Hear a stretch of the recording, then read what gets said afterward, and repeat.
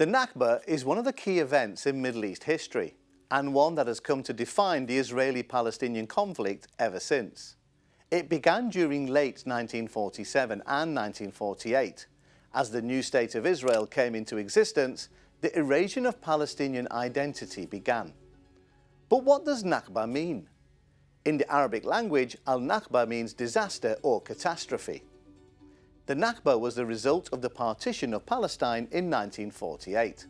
Between the end of the First and the Second World War, what we know of as Palestine today and other Arab lands were controlled by France and Britain after the defeat of the Ottoman Empire in 1918.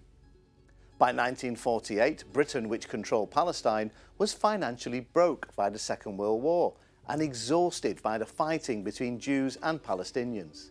Jewish migration to Palestine had increased during British rule, or Mandate as it's known, after the British government delivered on what became known as the Balfour Declaration, a statement of support by them for the establishment in Palestine of a national home for the Jewish people. Decades of migration and fighting resulted in Britain handing the Palestine problem that, let's be honest, it had created itself, over to the United Nations. A partition resolution ensued, which would create a Jewish and a Palestinian state, with a special international regime running Jerusalem.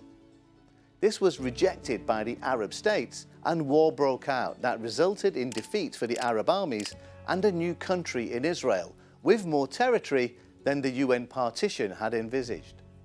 Palestinian territory was taken over or run by Jordan and Egypt, and no sight of an internationally run Jerusalem at all. Instead, a carving up of the city between Israel and Jordan.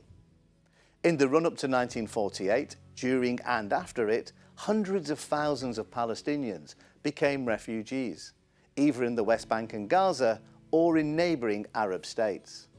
Many fled, thinking their old homes would be liberated and be able to return to them. But many were expelled as villages, towns and cities fell to the Israeli offensives. Much of the expulsion is attributed to what is called Plan Dalet. This was a strategy implemented by Israeli forces to deal with Arab areas inside and along the proposed Jewish state. It said, in case of resistance, the population of conquered villages was to be expelled outside the borders of the Jewish state. If no resistance was met, the residents could stay put, but under military rule.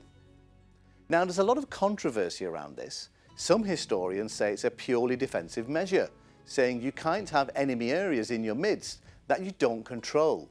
But others point to an organised system of expulsion that could be referred to as ethnic cleansing. Now, what we do know as a fact is that in areas of what became Israel, we saw Palestinians leave, with the land in many places devoid of the residents who had lived there for centuries. Villages and towns demographically changed and in some cases wiped off the face of the earth. Palestinians often point to the village of Deir Yassin, where a massacre of Palestinians took place in April 1948. Around 107 Palestinians murdered and mutilated by Jewish paramilitary groups.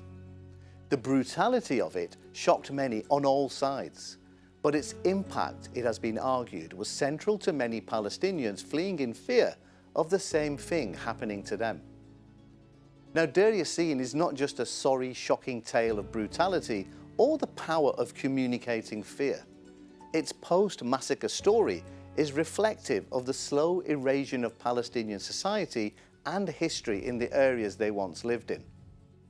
After being incorporated into the new state of Israel, a new Jewish neighbourhood was built on its land, and in 1951, a mental health centre was built within the village itself, and most of the village's old graveyards bulldozed in the 1980s to build a new highway.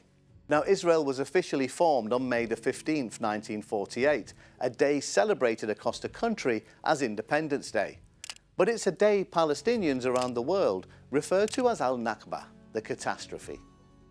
The 700,000 who fled or were expelled from Palestine in and around 1948 now number around 5.5 to 7 million, either globally or displaced within the West Bank and Gaza.